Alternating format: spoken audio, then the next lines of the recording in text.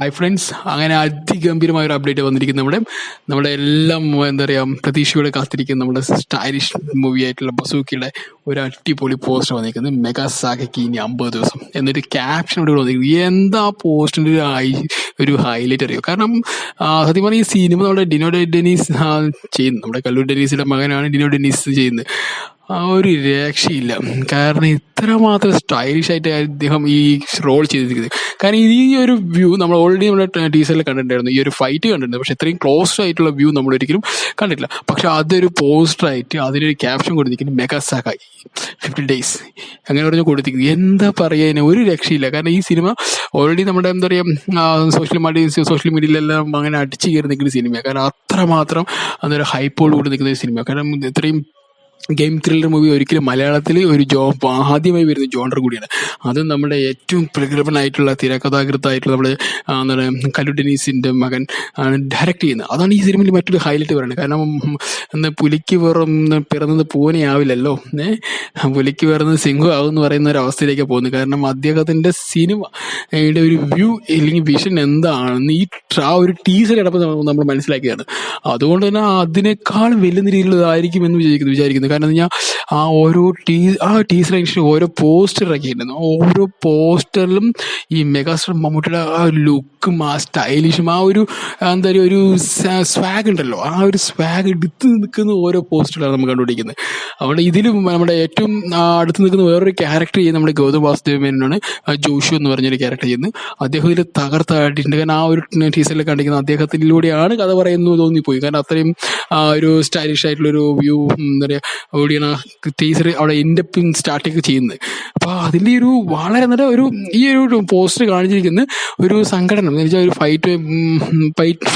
Fight ചെയ്തുകൊണ്ടിരിക്കുന്ന ഒരു അന്തരീക്ഷത്തിൻ്റെ പുറത്താണ് ഈ ഒരു സ്വാഗുള്ളൊരു പോസ്റ്റർ കാണിച്ചിരിക്കുന്നത്, എടുത്തു വെച്ചിരിക്കുന്നത്. ആ ഒരു തന്നെ ഒരു രക്ഷയില്ല. കാരണം അത്രമാത്രം ആ സ്റ്റൈലിഷ് ആയിട്ടുള്ള ആ ഒരു ഫൈറ്റ് ചെയ്ത് നമുക്ക് അറിയിക്കാണ്ടുണ്ട്. കാരണം ആ ഒരു ടീസറിൽ ഈ ഒരു ഫൈറ്റിനെ കുറിച്ചൊരു ചെറിയൊരു ഭാഗം വരുന്നുണ്ട്.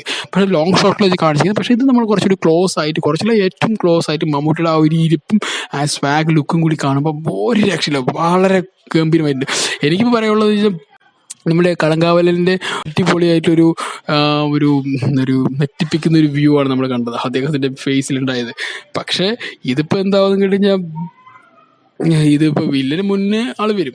കാരണം ഇത് മറ്റേ കളങ്കാവലിൽ ഒരു പക്ക ഒരു വില്ലനായിട്ടാണ് ഇദ്ദേഹം അഭിനയിക്കുന്നതാണ് കിട്ടിയൊരു വിവരം. ഇതിൽ റിപ്പോർട്ടെല്ലാം സോഷ്യൽ മീഡിയയിലേക്കട്ടെ മറ്റു ന്യൂസ് ടോക്സിലെല്ലാം കിട്ടിയിരിക്കുന്ന വിവരം. പക്ഷെ അതിന് മുന്നേ തന്നെ നമ്മുടെ ഈ ബസൂക്കില മോൻ പുറത്തിറങ്ങും. കാരണം വില്ലന് മുന്നേ നല്ല ഗെയിം ചേഞ്ചുമായിട്ട് ഇറങ്ങിയ ആള്.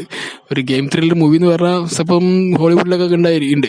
പക്ഷെ അതിൻ്റെയൊക്കെ ഒരു റെഫറൻസ് ആയി നമ്മൾ കണ്ടിട്ടുള്ളത് വരും. നമ്മുടെ മലയാളത്തിൽ എപ്പോൾ വരുന്നുള്ള ചിന്തഗതി നമുക്ക് ഉദിച്ചിട്ട് പോലും ഉണ്ടായില്ല ആ സമയത്ത്. പക്ഷേ ഇപ്പം മലയാളത്തിൽ ഓരോ ജോണറുകളും നമ്മൾ എന്താ പറയുക പൊള്ളിച്ചട്ടിയും കൂടി വരികയാണ്. കാരണം ഇതുവരെ ഇല്ലാത്ത ജോണറെല്ലാം തന്നെ ഇതിൽ വന്നുകൊണ്ടിരിക്കുന്നുണ്ട് പല സിനിമകളും. പക്ഷേ എടുത്തു പറയുന്നില്ല. എന്തായാലും ഈ ഒരു സിനിമ എന്താ പറയുക നമുക്ക് എന്താ പറയുക ഒരു പുതിയൊരു അനുഭവം തന്നെയായിരിക്കും വിശ്വസിക്കുന്നത്. കാരണം ഒരു പുതിയ ജോണറാണ്. അതോടൊപ്പം തന്നെ കല്ലു ഡെനീസിൻ്റെ മകൻ ഡിനോ ഡെനീസ് അദ്ദേഹത്തിൻ്റെ വിഷൻ എനിക്ക് നമ്മൾ ഈ ഒരു ടീസർ കണ്ടപ്പോൾ തന്നെ അദ്ദേഹത്തിൻ്റെ ഏറ്റവും ഒരു ക്വാളിറ്റി ഞാൻ മനസ്സിലാക്കിയത് അദ്ദേഹത്തിൻ്റെ ആ ക്യാമറേൻ്റെ ഒരു ആംഗിളൊക്കെ വെച്ചിട്ടുള്ള സെറ്റിങ്സും ആ ഒരു സ്വാഗ് ആയിട്ടുള്ള പരിപാടി പിടിച്ചിട്ടുണ്ടല്ലോ അതിലേക്ക് അദ്ദേഹത്തിൻ്റെ ഈ കഥ പറച്ചിലും കൂടി വരുമ്പോൾ അങ്ങനെ അതും കൂടി മിന്നി തിളങ്ങി പിന്നെ മോനെ പടം അങ്ങോട്ട് കയറി പിടിച്ചേക്കും.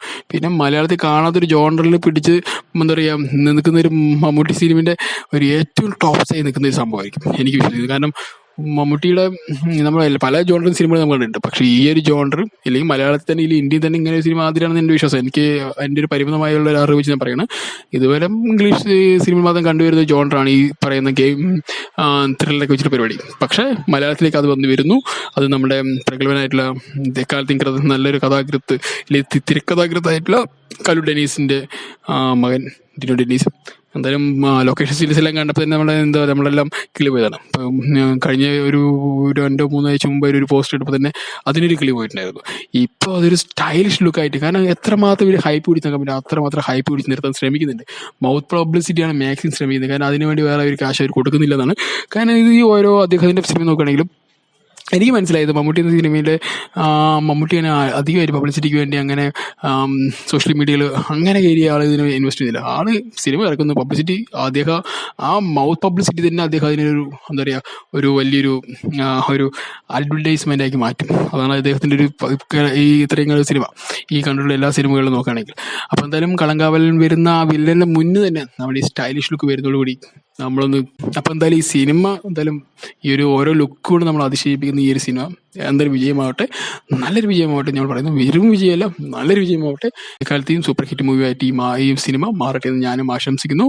അതുപോലെ തന്നെ എന്തെങ്കിലും അപ്ഡേറ്റ് ഇതുപോലെ ഉണ്ടെങ്കിൽ മക്കളെ ഞാൻ ഓടി വന്നിരിക്കും. Okay, bye, see U.